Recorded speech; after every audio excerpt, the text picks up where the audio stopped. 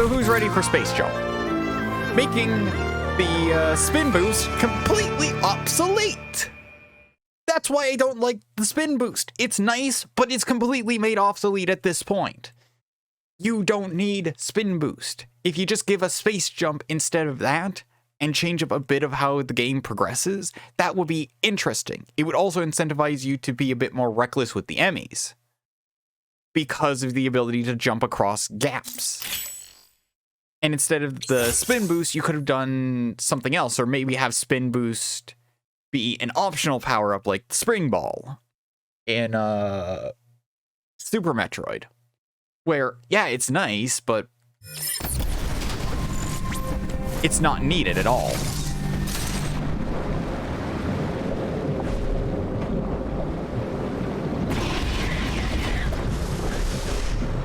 Oh yeah. Forgot, while underwater. Timings are changed, but also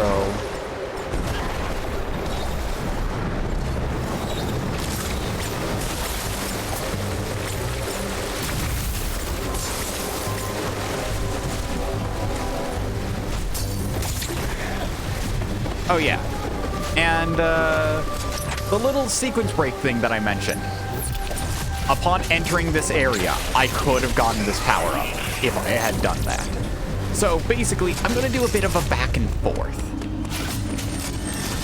Technically, we now have the ability that we're supposed to have to get the little thing. Or Gabbler. Basically, I get a power-up I'm supposed to get after I have the storm missiles and space jump. Before then. It's not too difficult to do as well.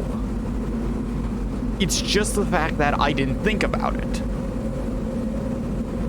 And I'm really sad I didn't get to show it off before, you know, everything. Before getting the space jump and the spin boost and being able to get there normally. So, I'm gonna show you.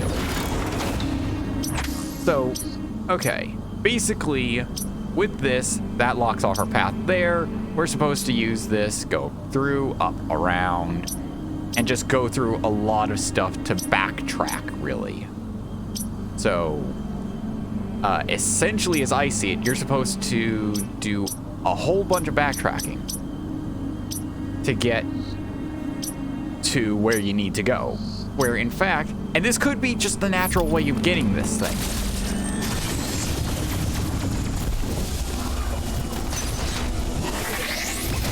I should have just mockballed through. But it wouldn't matter because these blocks here. But yeah, you're supposed to be able to get into the spot with that missile tank. And now, okay, I'm going to include a thing because I think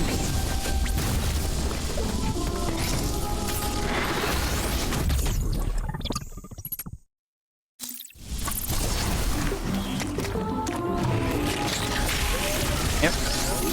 So here's the fun part. If I do this, wait, I actually have to go through this door. I don't have enough of a wind up otherwise. Or run up, I should say.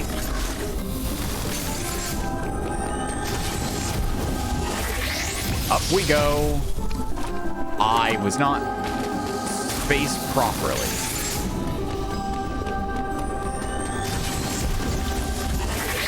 Up here. There we are.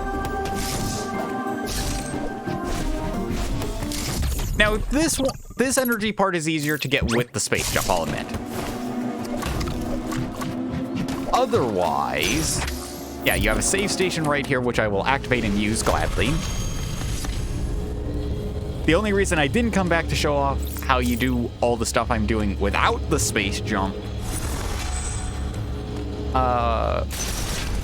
was due to the fact that I'd have to go through the Emmy area and then, you know, work my way back to the save station where you saw me start at. So, just to explain how you get up to this spot right here, you speed boost up to that spot right there.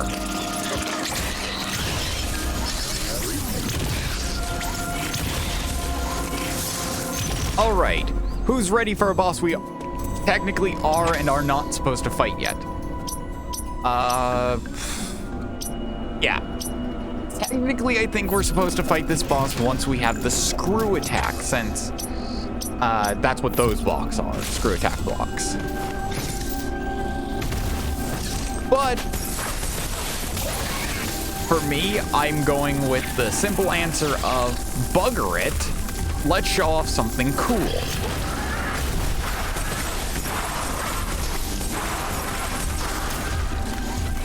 So yes, you have these standard enemies, you know these things, they killed me at the very beginning. And now, let's get ready to rumble. Ah. Okay, nope.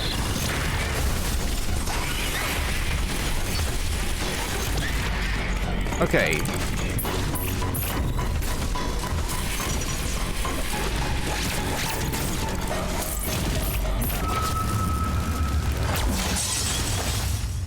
I forgot. I genuinely forgot. So, I kind of showed off a bit of how you're supposed to handle that boss, and I immediately shut up because this boss took enough times. Thankfully, with the reset, it does give me the name. I didn't realize that, but I'm thankful for it. So, that's Golzuna. Golzuna is slightly the bane of my existence, since you have to take on its prior forms to get it to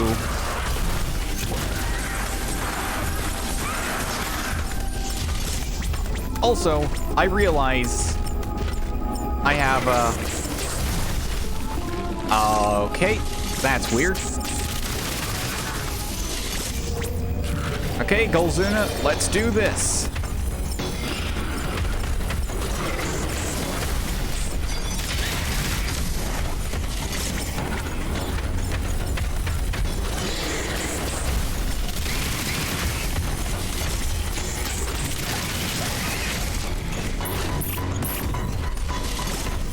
So yeah, you did see roughly how the regular fight with it goes.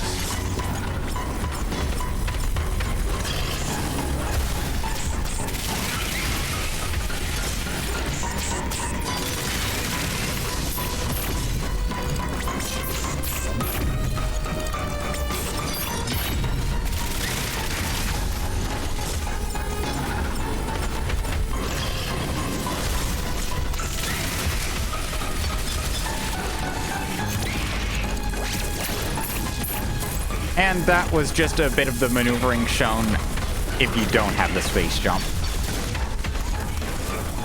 And because I'm slightly low on missiles,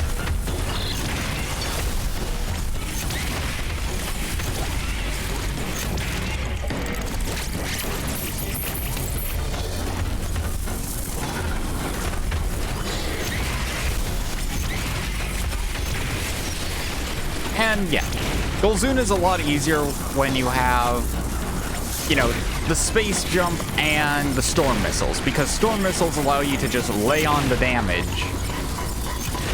at the perfect time. And Core X fights are absurdly easy. Literally just aim at them and they'll die. So, what did we get from Golzuna? The crossbomb.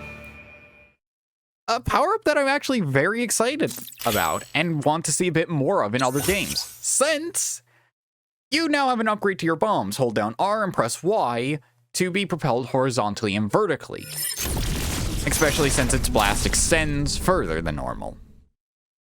So, do that a bit.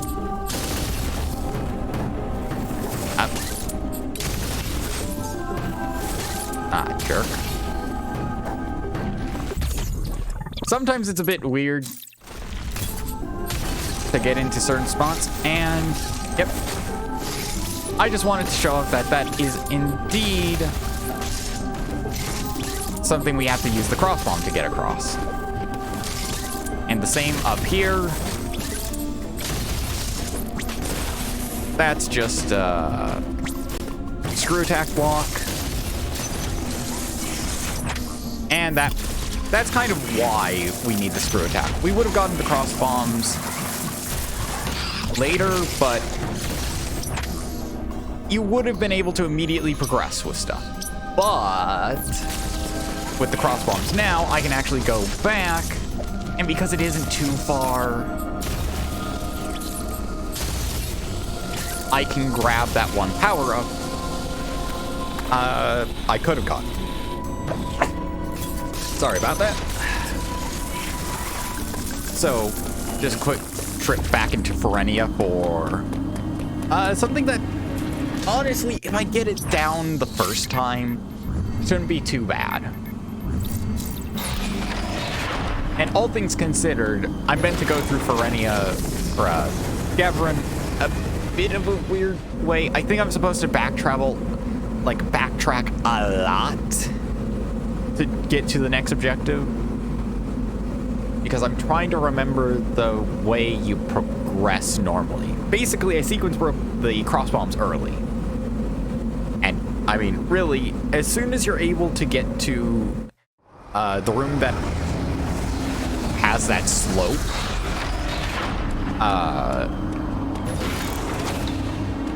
you should have the speed boost, so that just...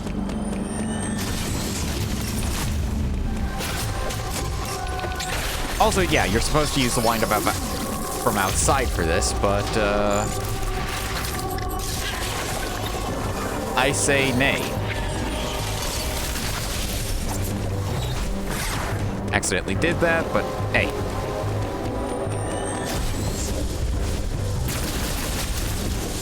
Nope, did the same mistake I always do.